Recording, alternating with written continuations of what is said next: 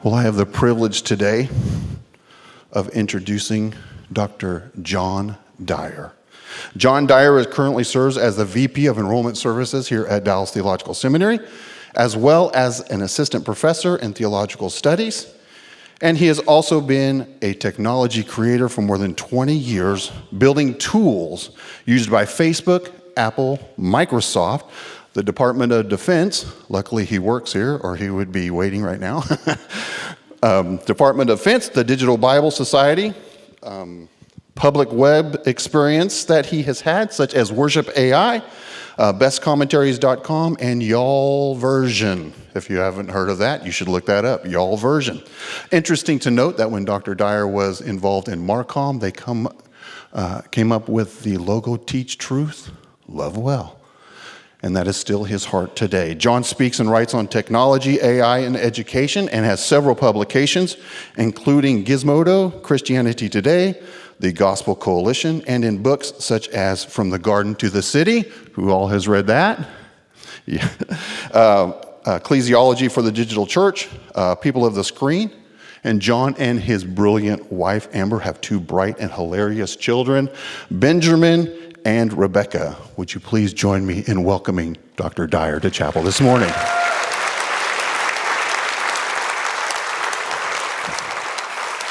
Well, good morning, DTS. It's a privilege to be here. I can still, remember that first time when I came on campus 25 years ago, and this was the place that had formed a lot of the men and women who loved me when I was growing up and having a rough time as a high school and college student. And so just to get to be here felt like a privilege then, and it still feels like a privilege now to get to work here, to spend more than half my life here. It has been a real joy to get to serve this holy God. But I came here not really thinking I would stay here. I had thought growing up that I would be in medicine, and then when God kind of changed gears, went into ministry, I thought instead of being maybe a medical missionary overseas, I would get to go teach overseas somewhere. But that's not really, again, what God's plan for me was. I never got that call. No one ever asked me to go overseas and teach anywhere.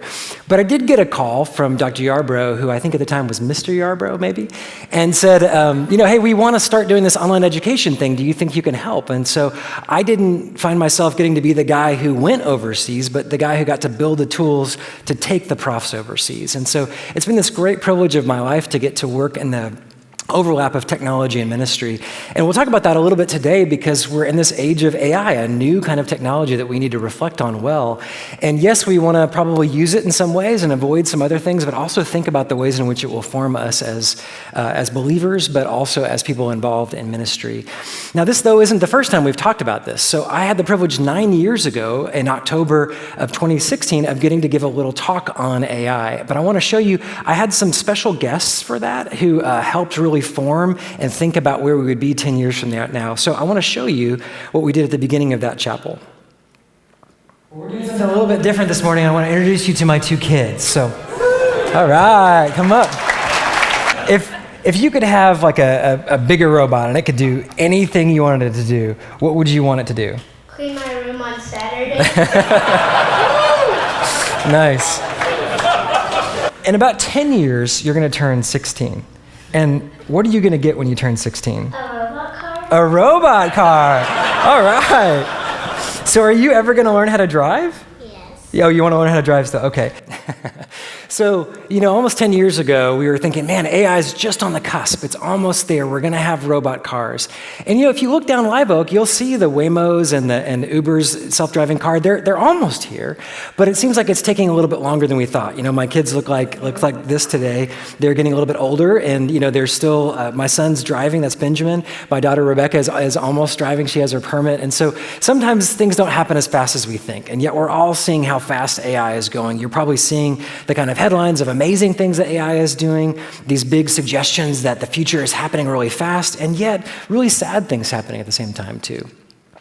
Big concerns about jobs in the future if robots do come along. But then also this other thing about, are we in a bubble right now? Have we put so much hype in it over the last year or two that this is much like the year 2000 or so with the dot-com bubble? And if you see illustrations like this floating around online where all these companies are selling to each other and giving parts of their company away as the way that they format and the way that they do their chip agreements and all their software, we're not really sure where we are. So, Gartner puts out this thing they call a hype cycle. You've probably seen this before. before, where there's this curve where initially there's this technology that comes out like ChatGPT 3 years ago. And then there's this peak of inflated expectations, and it goes down, and then it kind of levels off again where we get to a stage where we're really using this in the way that it probably was always going to be, but there's this initial movement. And the question for us is, are we here or are we here? So how many A's do you think you got? How many of you guys think that we're just in the early part of this and it's going to keep going? Anybody want to commit? Okay, I see a few. How many of you guys want to commit more to B? Maybe? Okay, so it seems like even. I don't know that we totally know. Right now, I'm maybe a little bit more on B, but you might ask me tomorrow and I could be on A.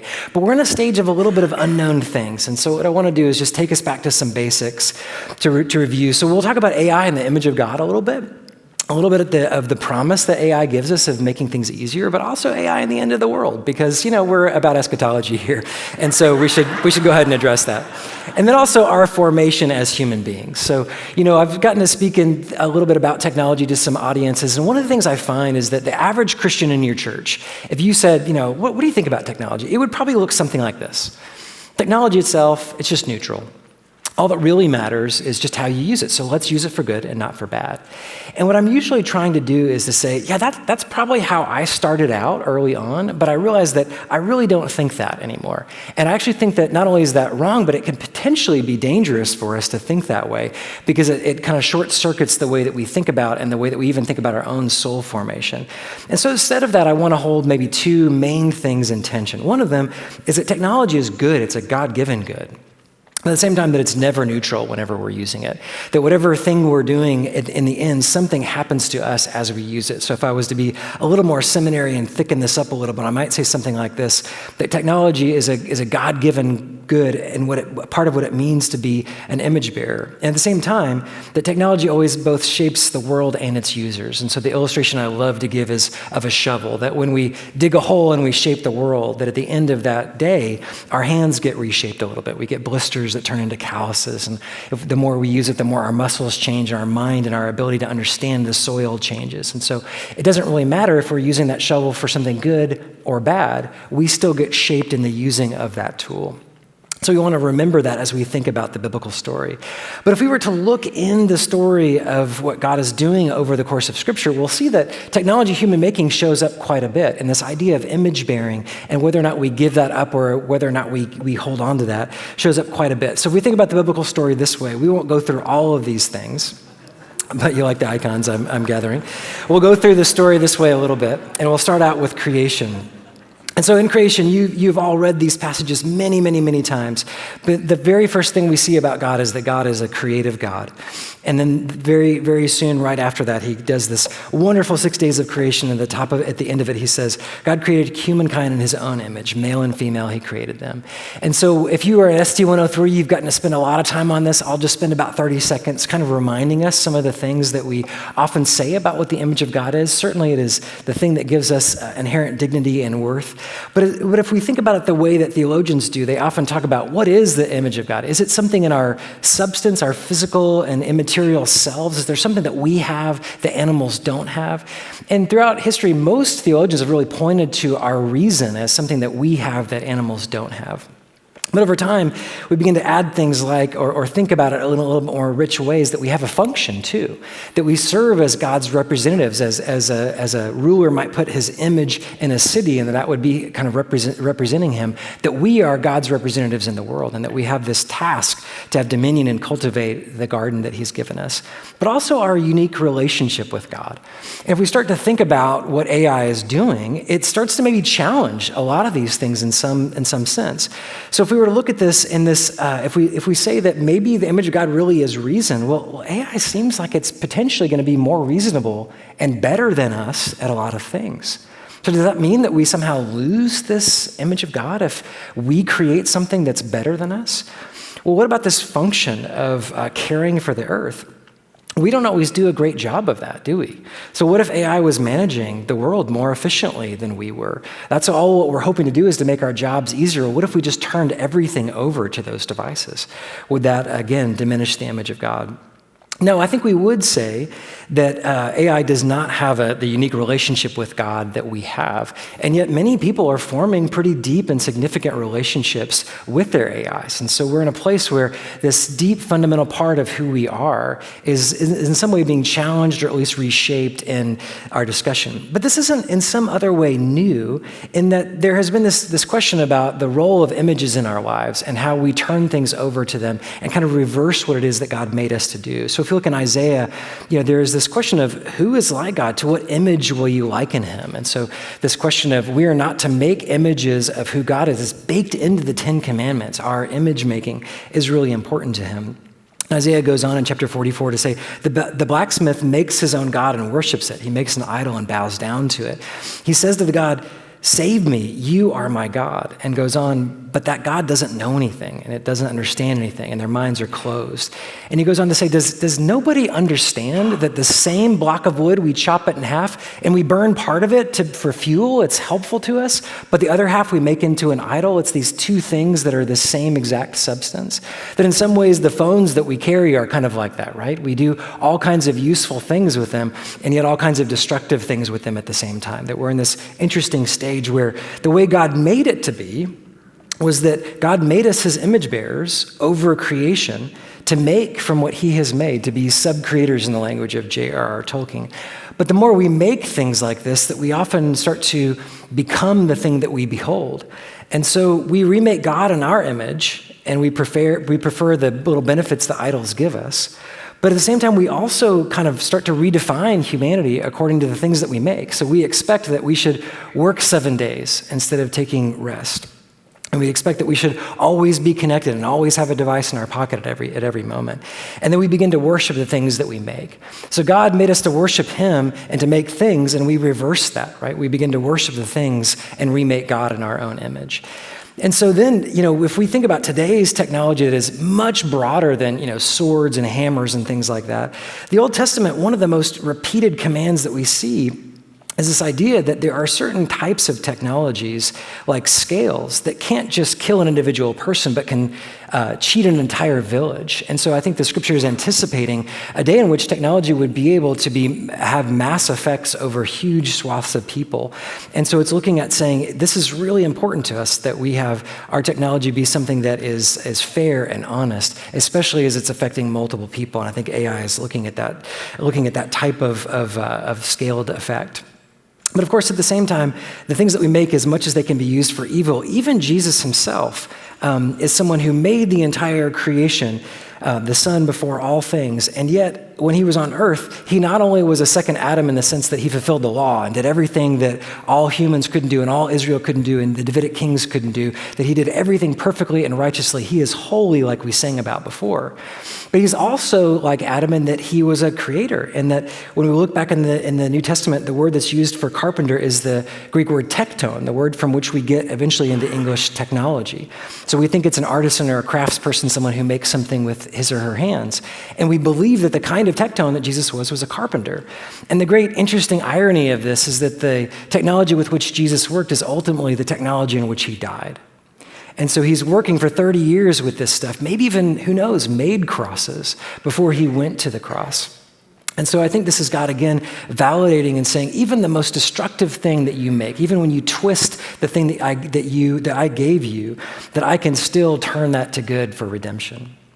And so when we come to the end of the story, that we don't see us going back to the garden, but we see us going forward to not up into heaven, but that heaven is coming down in the form of this new city, this holy city, this new Jerusalem, full of all the things that people have made, roads and trumpets and banners, and maybe iPads and other kinds of technology as well. We don't know exactly what that's going to look like, but we do know that it's a profoundly physical world, a world that God has restored, that he's taken the sword and turned it into a plowshare. Even the things we meant for destruction, God is redeeming into this physical world full of the things that humans have made as his image bearers.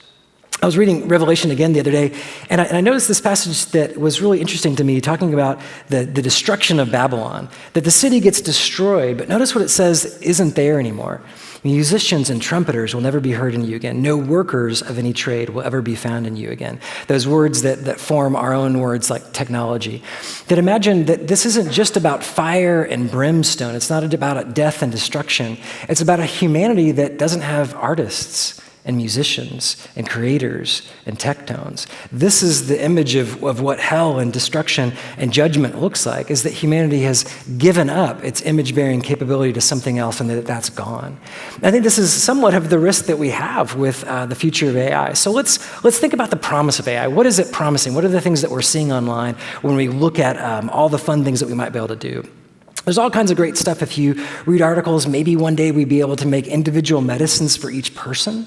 Maybe we'd have tailored marketing products to us that would be a little bit more customized. This is really what we've been doing with social media for the last 15 years, is algorithms that give you specific information that it knows you will click on and stay longer. Maybe even in education, that not just would you have to watch videos or log in online, but you'd be able to have a custom tutor who could walk you through material. That's a big promise coming about that we might use in seminary as well. And then there's all these other things. We talked about self-driving cars at the beginning, or those of you who do any kind of coding and it seems really challenging, that you could go a little bit faster. And also in a minute, we'll talk about Bible translation. So there's lots of promise. And yet at the same time, it takes longer than we think sometimes. So, we talked about this 9 years ago. A lot of thinkers in this AI space would say that every 9 in the 99.999, each one of those is just as hard as the last. So maybe at the last time we did chapel, we were at 90% for self-driving cars, and now we're at 99%.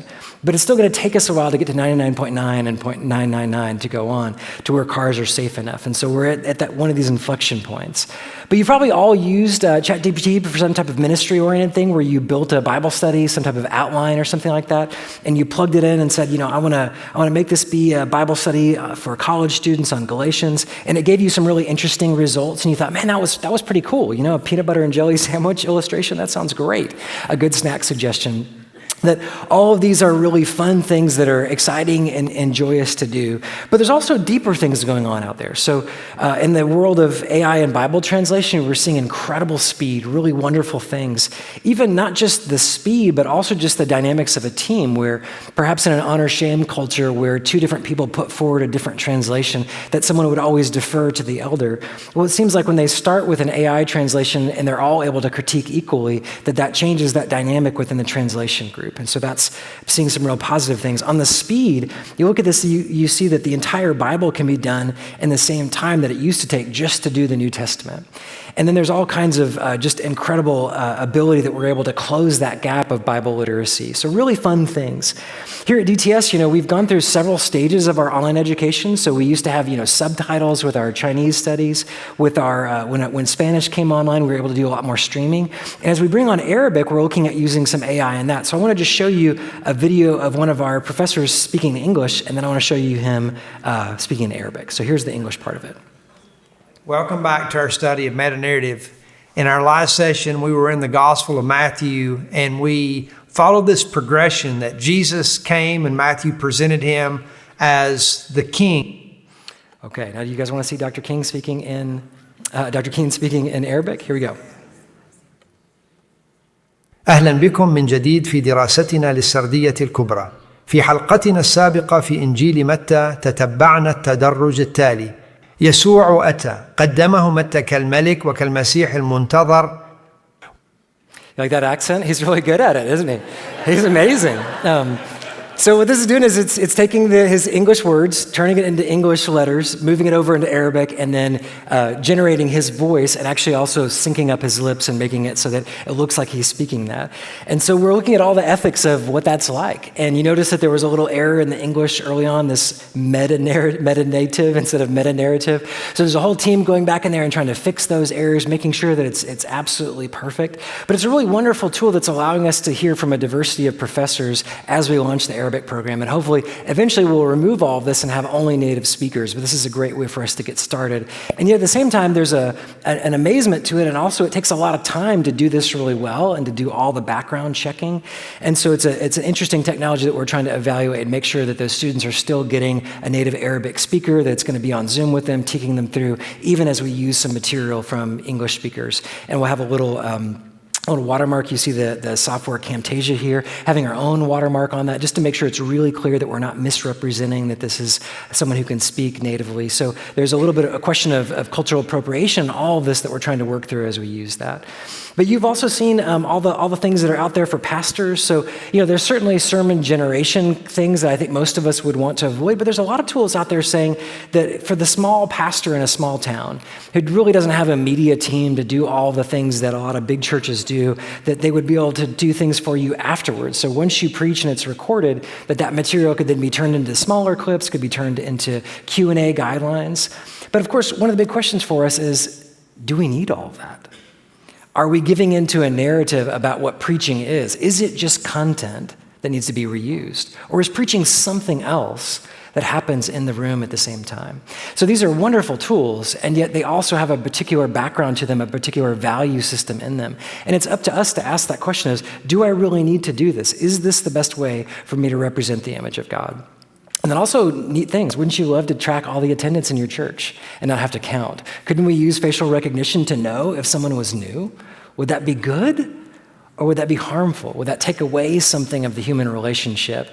We can all think of benefits, but we can all think of the dark side of that as well. And what happens when that technology gets out? What happens when the data gets released to somebody else and the privacy isn't there? So this brings us to some of our AI concerns. And I think you've probably seen a lot of this, so I'll skip through and not go too fast on that. Look, his eyes turned red. See, that means he's a bad robot. That's how you always know. The generative AI concerns, we've all seen some of the inaccuracies, and of course it's getting better, but maybe not getting as better as faster as we thought. There are the things like the biases that come from text. So when you build a machine off of human text, it has biases, and sometimes we add them in later on. Then there's all the question of who actually owned this and who consented to this. And then also just that we're boiling our oceans as we use this just so we can make a cute graphic. Is that really the way that we should be caring for the earth? Is this the best way to be cultivating that? And so there are centers like the Center for AI Safety that are saying there are going to be people who will misuse AI. We obviously know that. And there's battles between governments and organizations of who's going to have this power. As it gets stronger and stronger, who will have that? And then just accidents, people that maybe set an AI in the wrong direction, which leads us to this question of would one day there be a rogue AI? And so, but I want to focus for us just on a minute on thinking about our own personal development. So Microsoft and Carnegie Mellon put out a study a couple months back, and what it said was that when people start using Gen AI, they really get some big efficiencies, 20, 30, 40% more efficient at their work. At the same time, after about 6 weeks, they had less critical thinking and less diversity of results because they were all using the same LLM products. So the question is what's happening to us as we use that? And are we just a cog in the machine that needs to be more efficient, or is there something that we want to be doing? And then also looking at Harvard put out what are people actually using AI for? What were they using it for in 2024 versus 2025? And if you spend a minute looking at this, what you see up in the top right is instead of generating ideas and editing text, what's become the most popular is really interpersonal. Something about therapy and relationships and organization and what do I do with my life? The big questions, why am I here? People are that's what they're using AI for. And even OpenAI would say that every day 1 million people give suicidal ideation to their AI. 1 million people every single day. And so when we look at some of the, even the Christian chatbots that are out there, people thought they would be asking deep theological questions about, dispensationalism and covenant theology, but they ask really practical ones, like, is forgiveness a process? But behind even that theoretical question, this comes from Bible Chat, which is now owned by Glue. They said, people will do things like this. They'll ask a question, and it will give a theological answer, but then they really want to ask a question like this. What do I say to my husband who committed adultery? Do I stay in this relationship if he's not repentant and remorseful? What do I do with him? And what do I do with my body? And is my body still valuable at all? And this is happening every single day in secular chatbots and Christian chatbots. This is the way that people are relating to machines. And so we might ask these big questions. Can AI have empathy? We might all say, well, of course not. AI is not real. But for most people today, most people don't have a friend that will listen to them for more than 30 minutes. Most people don't have someone who really is attentive to them without thinking of quick answers, without getting a buzz in their pocket that they're really thinking about. And so I think one of the most countercultural things you can do as a minister of the living and holy God is to develop the skill of listening. You know, Solomon, when God asked him what he wanted, it said he asked for wisdom, but it says literally he asked for a listening heart. For the ability to listen, to really perceive, obviously, what he was doing in his leadership, but to have the kind of listening that he could listen to his people and make good and right decisions. And so I think it really doesn't matter whether or not AI actually has empathy or not. People are treating it as if they do, as if it does. And so now you're even seeing that people are co-opting the argument that pornography is, we would say it's bad because it's not part of God's plan for us and the sexuality in our bodies and the way that we should bear the image of God. But some people out there in the secular world are saying porn is bad because it hurts the person on the other end of the camera, that forcing someone, usually women, but often sometimes men, to be in front of a webcam for 10 or 12 hours, that's evil, and so we should stop doing it. And so one of the, Steve Jones, who runs an AI porn site, is saying, well, do you want your porn with a lot of abuse and human trafficking, or would you rather talk to an AI? So he's co-opting that and saying that AI porn is better than regular porn because it doesn't hurt someone on the other end of the camera. But of course, he's not realizing what it does to the soul of a person at the same time. And so this question of, yes, of course we want to reduce human trafficking, but we still want to understand who we are as people. So I want to then just spend a minute talking about how artificial intelligence actually works, just so you can understand what some of the risks are as we go along. And so when we talk about different types of AI or different types of programming, there's basic programming, there's the ability for computers to then read data, and then there's the ability for it to generate data. And we're in this generative phase. So when we think about programming, it's something like this. If it's before noon, say good morning. If it's afterward, say good afternoon. So that's really basic. You're telling the computer exactly what to do and on what inputs. But then there's newer AI stuff that can read and look at it, and it can find patterns like the human face. That it's discriminative and that it can understand a little bit more of the data that's in there. It doesn't know that those are people, but it can look at that picture and that data. They can find patterns in it. So now today we're in this stage where we're taking all the text that people have produced and images, and we're using a bunch of computing power to make this sort of model of how all those words fit together. And then we do a bunch more computing, and we're able to generate some type of output. So this is what we're doing when we use ChatGPT or Sora or something like this. And it looks a little bit like this. If you know something about this, you look at data, and you look at these sentences, and really quickly, your eyes are going to start to see patterns in it. You'll start to see repeated things that happen. This is what the computer is able to look at.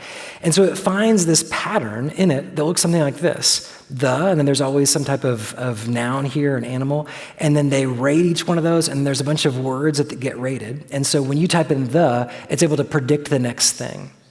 Now, you notice that there's a thing that if we picked the cat, we would get the wrong thing because there's only 3 answers that are correct, and one of those is wrong. So that word P, that pre-trained in GPT, means that people have to go back in and add a little bit of additional training to it. So there's the statistical averages, but humans have to go in and say, no, we don't go in that direction.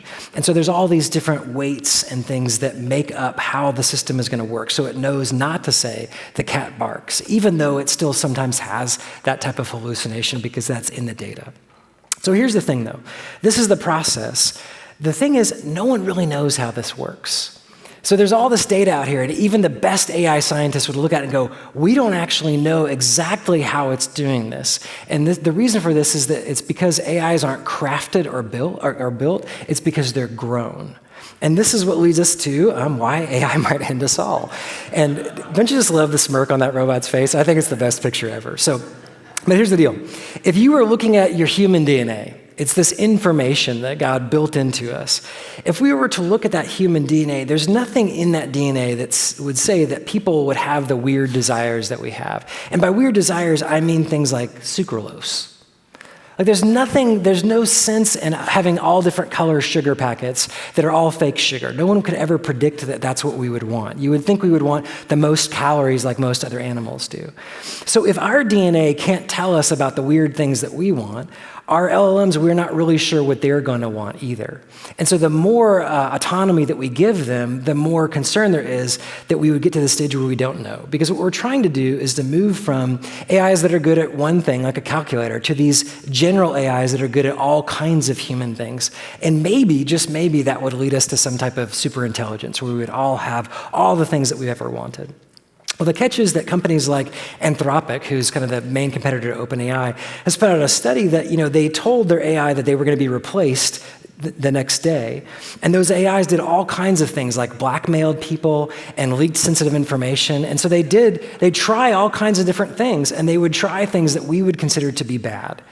And so the thing about of where we're facing is not so much that we're going to be in a Terminator scenario. So one scenario is that AI is something that we can control, and it ends all work and we end up in a WALL-E scenario. The other one is that it's uncontrollable and it starts killing everybody. But there's another scenario that's more likely, and we call it the paperclip problem. And it looks like this. You say optimize paperclip production, and so it tries a bunch of things that don't work, right? None of those things work, but then it figures out that if it gets cheaper metal, more metal, buy all the metal, get more power, buy all the power. And eventually, it doesn't ever try to kill humans, but it just does because it doesn't care. All it wants to do is to get to the end goal that we've given them. And so the thing is not so much that it would be in one of these two, but just that it would end with this weird desire, that it just doesn't care about us, and we end up getting things out of control. And again, if I go back to the Bible, there is this neat thing that the scriptures tell us, that when you make new technology, you have an ethical responsibility to build what's a parapet, which is this little part on the roof of an old house, of a house in the several centuries ago that would be flat. It's that little 1 or 2 foot border on the top of a flat roof, that we have this responsibility to build these things into our technologies. And there's a lot of people who are trying to do that. So we have an ethical responsibility to use it well, and yet builders also have a responsibility to build in safety mechanisms. The problem, again, is that no one knows exactly how they work.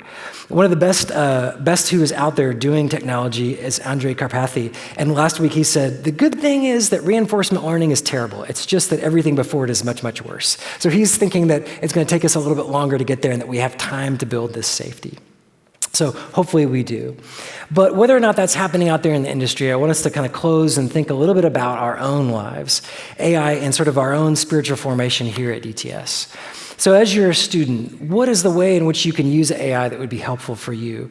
I want you to think about this, that one of the big concerns that's out there is that a lot of entry-level jobs, which is the blue line, that there are fewer and fewer entry-level jobs since the introduction of ChatGPT. So there's fewer jobs in general, but there's a lot fewer at the entry level because they're saying machines can do that. Now, the big concern is that if we don't have people doing entry-level jobs for a couple years, they'll never develop into that leader later on. So what if there were no entry-level pastors who were formed? If we think about one of the best guys, Tim Keller. Tim Keller didn't write his first book until he was 58 years old, 20 years after he started his church in New York City. So it took a long time. It took 58 years to build the model of Tim Keller, to make Tim Keller be Tim Keller. He wasn't just always a famous guy, but he spent decades in the Word, decades with people before he did this. Maybe he could type in he could type in the reason for God into an LLM, and he could have gotten a book out of it, right? But he would never become Tim Keller if he had done that.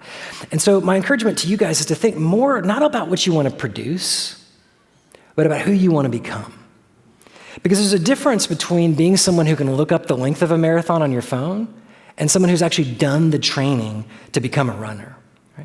And so the reason why you're here, the reason why you're spending so much time and money is not so you can look up stuff in Scripture. It's not so you can go find a Leviticus chart online or generate it with an LLM. It's so you can become the kind of person who's made a chart of Leviticus, that you know that deep in your soul.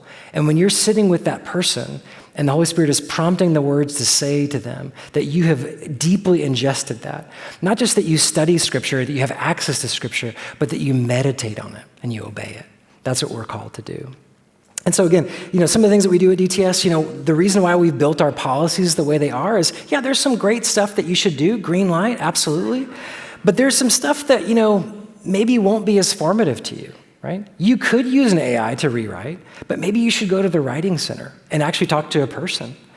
You could maybe do some of the research and summary, what's in Logos and a lot of other tools, it really is good. But just because you type in something like, where does Augustine talk about inseparable operations, and it gives you quotes, that doesn't mean you've actually read Augustine. That just means you found some things to put at the bottom of your paper. Spend the time to read that. Go to the library staff. They want to help you. And then there's some things, of course, that we don't want you to do unless the prof has you do that and has you cite it. So if you think about where you are, as we develop more and more skill over time, we want to get up to this age. We want to develop skills where we first don't know that we don't know, and then we know that we don't know, and then we learn how to do something, and then it eventually becomes part of us.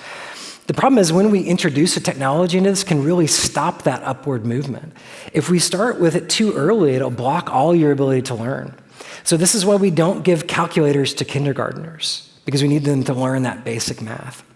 And if you do it too early, you might have an initial speed, but you're never going to become Tim Keller or become the person that you are called to be, the person that God made you to be. Now, at some point, you may find that you can use these tools to accelerate something that you've really honed, and that could be really wonderful, and it might be something that's not a dependency, but where that sweet spot is, that's going to become the real challenge. Because like I said, we don't give calculators to kindergartners, but if we don't give it to them when they're in high school, that's also not so great. There is some place in here where we want to be using these, but I would say that it would be more important for us to develop those skills first. So I want to close with just 6 kind of closing reflections, and then we'll pray. The first one is to remember this. Technology is a good gift from God. Part of what it means to be made in the image of God is that our God is a creator and we have this ability to create. And it is wonderful and we want to reclaim that. But let's not idolize it. Let's not turn it into a false image, into something that it's not.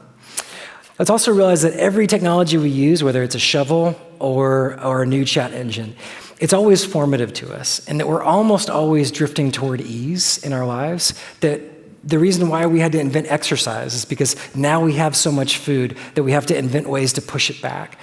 We always wanted enough food for most of human history. We were just trying to get enough food. Now we have too much and it requires discipline. Well, the same thing is true of information now. We have access to unlimited food and access to unlimited information, but access to doesn't necessarily form our bodies or our minds or our souls in the way that God would have us be. Remember, God is holy and we want to drift toward that, and holiness is usually not easy. So learn the skills first. Learn them, spend the time, get the B, get the C, but learn the skill. An A without actually learning is not worth anything to you. You just spend a bunch of money. Get the B, get the C, work hard, develop the skill, and later on use the technology. And focus on becoming. Who is God making you to be? Remember, Jesus grew in wisdom and in favor with God and man. As a young man, he had to grow in his humanity, even though he was eternally God. Focus on that becoming rather than on the results. And then experiment widely, but do it with community and do it with caution. And lastly, be hopeful, not in this world, but in the one to come. And the Jesus who was our tecton, but also is our Savior. He knows how it's going to end, and so we can be at peace with him. So let's pray. Heavenly Father, thank you for the good gift of being your image bearers. Thank you that you've placed us in this amazing garden. All of these wonderful chemicals that we've just been finding out. And we learn how to use them in batteries and all kinds of wonderful technology. Thank you for medicine that helps us to heal the bodies that are broken and point them toward the healing that will one day come and will be ultimate. God, thank you for writing and artistry. Thank you for new vehicles and new wonderful buildings like this blessed campus that you've given us. God, you've given us so many good gifts in the caring for the world. And yet we also recognize that sin is at work, that the devil's at work, that the world is at work.